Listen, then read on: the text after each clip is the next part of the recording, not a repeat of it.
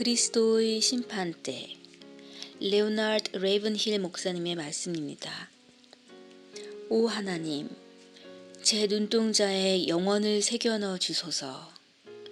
만약 하나님이 영혼을 우리 눈동자에 각인시키신다면, 만약 하나님이 심판을 우리 눈동자에 새겨 넣으신다면, 눈이 아니면 우리 마음판에 그 영원 혹은 심판을 새기신다면 우리는 지금 현재와는 전혀 다른 부류의 사람이 될 것입니다. 확실한 하나님의 사람들이 될 것입니다. 우리들은 지금 너무 현실적으로 살아갑니다. 너무 세상에 매여서 살아갑니다.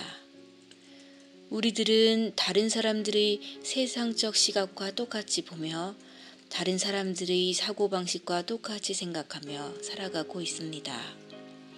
우리들은 세상이 시간을 사용하는 방식 그대로 자기 시간을 사용하고 있으며 세상이 돈을 쓰는 방식과 전혀 다를 바 없이 세상과 똑같이 돈을 사용합니다.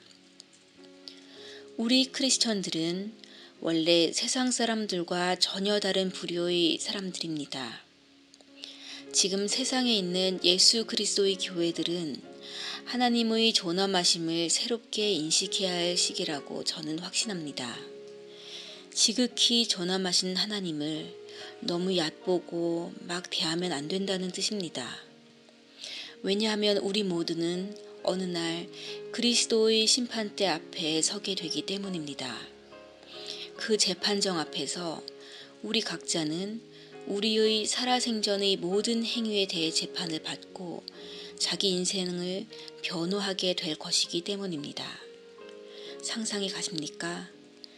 판사나 검사의 말에 의하면 사람들은 보통 판사나 검사 앞에서 겸손하고 자기를 낮춘다고 합니다. 왜냐하면 그 앞에서 재판을 받고 유무죄 또는 형량이 정해지기 때문입니다. 그런 세상 법정과 비교할 수 없을 정도로 무서운 그리스도의 심판대 법정에서 앞으로 세상 모든 사람이 각자 심판을 받고 자신이 살아온 삶에 대해 설명해야 할 것인데, 그런데 지금 우리는 최고 재판관이신 그리스도 앞에서 너무 당당하게 교만하게 살아가는 것은 아닌가요? 그러니까 주님은 왕 중의 왕이시요 대법관이시며 조사위원장이십니다. 그리고 이 재판주에는 항소가 없습니다. 그리스도의 심판대에서 판결은 한 번, 그것으로 끝입니다. 하나님이 완전하시니까 재판은 한 번으로 완벽히 끝납니다. 잘 들으십시오.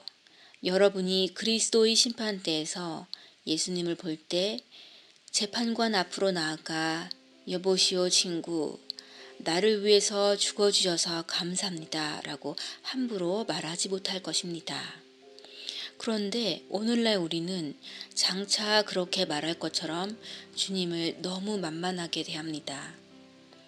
장차 그리스도의 심판대에서 우리가 주님을 뵙게 될 때 우리는 두려움에 휩싸여서 온몸이 즉시로 마비될 것입니다. 다만 구원받아 영광스럽게 변화된 성도들은 그렇지 않겠지만 말입니다. 어떤 사람은 저희 이런 설교에 이의를 제기합니다. 레이븐힐 목사님, 저는 장차 그리스도의 심판대에서 큰 문제 없을 거예요. 저는 기억력이 나쁘거든요. 그래서 제가 심판대에서 하나님께 직고할 내용이 없습니다. 그런데 그날 당신은 좋은 기억력을 갖게 될 것입니다. 기억력이 나쁜 사람도 그리스도의 심판대에서는 다 기억력이 쌩쌩할 것입니다. 말라기에서는 하나님은 기념책을 갖고 계시다고 합니다. 그렇기 때문에 당신은 매일 밤 잠들기 전에 기도로 하나님께 물어보시기 바랍니다. 주여, 제 삶에 대해 오늘 어떤 내용을 기억의 책에 기록하셨습니까? 오늘 아침에 당신은 일어나서 하나님께 자신이 정결하다는 것에 대해 감사드렸습니까? 오늘 아침에 당신은 과거에 코카인, 마약 혹은 다른 중독들을 향해 가졌던 끊기 어려웠던 중독의 사슬을 귀신이 들려서 내 힘으로 도저히 끊기 힘들었던 그 중독의 사슬을 하나님이 끊어주셨다는 것에 대해 감사를 드렸습니까? 당신은 이제 더 이상 음란한 여인이 아니라는 것과 이제 어린 양의 신부가 된 것에 대해 감사하십니까? 당신이 마음속에서 탐욕과 급한 성미, 당신을 지배했던 섬뜩하고 불쾌한 것들을 하나님이 제거하셨음에 감사하십니까? 지금까지 내가 받았던 그 어떤 충격보다 더 큰 충격으로 나를 다 부숴버릴 만큼 큰 충격을 제게 주었던 생각은 장차 내 모든 행동의 책임을 질 날이 반드시 있다는 것입니다. 그리스도의 심판대의 날입니다. 세상 법정의 신문보다 더 정밀할 것입니다.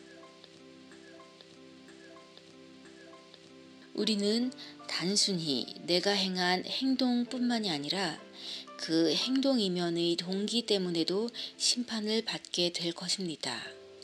심판이 철저하다는 뜻입니다. 우리의 겉행동은 별 문제가 없다 하더라도 그 뒤에 숨은 동기는 숨길 수 없을 것입니다.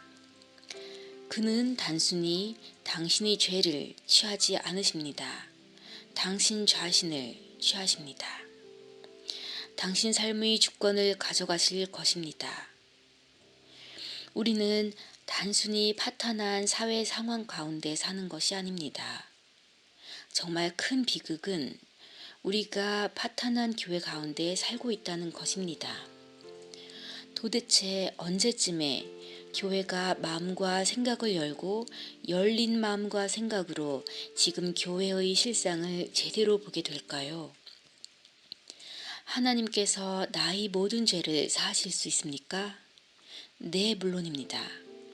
만약 당신이 죄를 회개하고 그리스도의 보혈을 간구하고 그분의 자비를 구한다면 선하시고 어린아기에게 입 맞추시고 축복을 내리셨던 그 다정하신 그리스도, 정말로 그 연약한 어린 양보다 더 아름다운 분은 없습니다. 그 어린 양의 진노보다 더 무시무시한 것은 세상에 없습니다. 하나님의 어린 양은 우리가 은밀하게 행했던 모든 일들을 심판하실 것입니다. 그 재판정에서 끄집어내실 것입니다. 철저히 회개 안 한 사람들의 죄 말입니다. 위대한 사람이든 보통 사람이든 모든 죽은 사람들은 그 위대한 심판의 날 모두 하나님 앞에 서게 될 것입니다. 하지만 각자 물어봅시다. 제가 지금 연기, 외식하고 있지는 않습니까? 내 은밀한 삶은 어떻습니까? 하나님은 예수님만 우리에게 주신 것이 아닙니다. 모든 것을 우리에게 주셨습니다. 그런데 우리는 그 하나님의 주신 것에 만족하지 못하고 하나님의 집에 큰 기쁨이 없기에 우리는 다른 오락거리가 필요하다고 생각합니다. 그러나 그 오락거리는 참된 기쁨의 대용품에 불과한 것이에요. 마귀가 주는 것입니다. 세상의 손가락질을 하기 전에 우리 교회에게 이렇게 말해야 될 것 같습니다. 지금 당장 베옷을 입고 티끌 가운데서 자신을 겸손하게 하고 전능하신 하나님을 불러야 합니다. 라고요. 신약 성경에 나오는 교회를 보면 그들은 장엄한 건물도 없었습니다. 정기적인 사례비 받는 사역자도 없었습니다. 교회 예산도 많지 않았습니다. 교회 조직도 없었습니다. 그들은 TV에 나와서 모금하지도 않았습니다. 미국에는 구걸이 많습니다. 그렇지만 제가 그 신학 교회가 한 것을 말씀드리죠. 그들은 세상을 뒤집어 엎었습니다. 지금 우리의 교회는 영광스러운 그리스도의 신부요 그의 몸이지만 어쩌면 하나님께 부끄러운 존재가 될 수도 있습니다. 요즘 우리의 기쁨은 교회에서 손뼉치고 좋은 시간 가지고 그리고 세상적인 것들을 얘기하는 데서 우리가 기쁨을 얻습니다.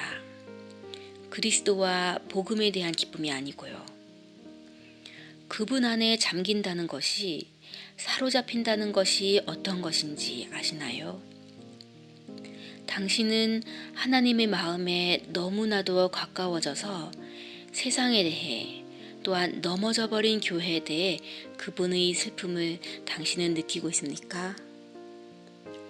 당신이 하나님 안에서 믿음이 점점 성숙해 갈 때 당신 주변에 있는 난장이 성숙해지지 못한 자들은 당신을 비판하고 비웃을 것입니다. 우리들 대부분보다 너 혼자 특별히 더 거룩해지고 싶은가 보지? 하지만 당신이 깨달을 것은 하나님을 위해 살았던 교회사의 믿음의 영웅들 모두 가장 개인적인 깊은 경건 시간을 가졌다는 것입니다. 우리가 그리스도의 보혈로 인해 지속적으로 승리의 삶을 살 수 있는 길은 개인적으로 디보셔널 시간을 가지는 것, 즉 평소에 개인적으로 묵상하고 기도하고 하나님께 예배하는 삶입니다. 저는 매일 제 개인 경건의 시간을 통해 저희 찬양을 드리고 저희 경배를 드립니다. 개인 경건의 시간을 통한 예배는 교회 봉사보다 중요하고 헌금보다 더 귀중합니다. 저는 그분을 사랑하고 흠모하고 높입니다. 저는 그분의 발만 겨우 붙잡을 정도의 자격밖에 안 되는 자인 것처럼 납작 엎드려 경배합니다. 왜 바깥 세상이 가난하고 병들어 있는지 아십니까? 왜냐하면 우리가 기도할 줄 모르기 때문입니다. 제가 과거에도 여러 차례 말씀드렸지만 오늘 아침에 다시 말씀드립니다. 아무도 자기의 기도 생활보다 더 위대해지지 않습니다. 성도는 자기의 기도 생활만큼만 위대해지고 쓰임받습니다. 제가 한동안 여러 사람과 같이 살아보면 그의 기도 생활을 보고 그가 얼마나 큰 사람인지, 그가 얼마나 훌륭한 신앙인인지 제가 말씀해 드릴 수 있겠습니다. 그냥 양복 입은 겉모습만 보고는 그를 모릅니다. 그의 골방, 개인 경건 시간을 보고야 알 수 있습니다. 그날은 두려운 날이 될 것입니다. 그날은 하루 전날 미리 예행 연습도 없습니다. 과정이 틀렸다고 다시 처음부터 새로 진행할 수도 없는 행사입니다. 그처럼 무서운 것이 바로 최후의 심판입니다. 한 번은 토자 박사가 제게 말했던 말이 생각납니다. 레오나르드, 그것을 알아? 우리가 시간을 벗어나 영원에 들어서자마자, 영원을 보자마자 부끄러움과 수치 속에 고기를 수그리고 이렇게 말할 거야. 오 하나님, 예수 그리스도 안에 저런 보화들이 가득 있었는데 그런데도 저는 심판대 앞에 이렇게 극빈자로 나옵니다. 기도, 용서의 주님, 저희를 용서하시고 저희에게 새로운 깨달음을 주소서. 우리 가운데 세속성을 쫓아내 주시고 앞으로 우리가 영원의 가치를 보며 살아가도록 도와주소서. 부흥을 탄생시켰던 그 위대한 종이 이렇게 말했습니다. 하나님, 제 눈동자에 영원을 각인시켜 주소서. 그래서 앞으로 영원만 쳐다보고 살게 해주소서. 현재 세상이 아니라. 우리가 이 지구상에서 전혀 다른 부류의 사람들로 살아가지 못한다면 우리는 여기에 살 자격이 없습니다. 죽는 게 낫습니다. 우리가 만약 진짜 순종하는 사람들로 돌아간다면, 진짜 하나님의 모든 뜻에 복종하는 사람들로 돌아간다면 사람의 평가에 신경 쓰지 않는다면, 자신이 방탕하게 쓰기 위해 물질을 구하지 않는다면, 대신에 하나님께 하나님, 제 삶을 바꾸기 원합니다 라고 기도하고, 그래서 내가 주님의 그 두려운 임재 앞에 설 때 성경이 말했듯이 우리는 그분이 나타나실 때 부끄러움을 당하지 않을 것입니다. 아멘.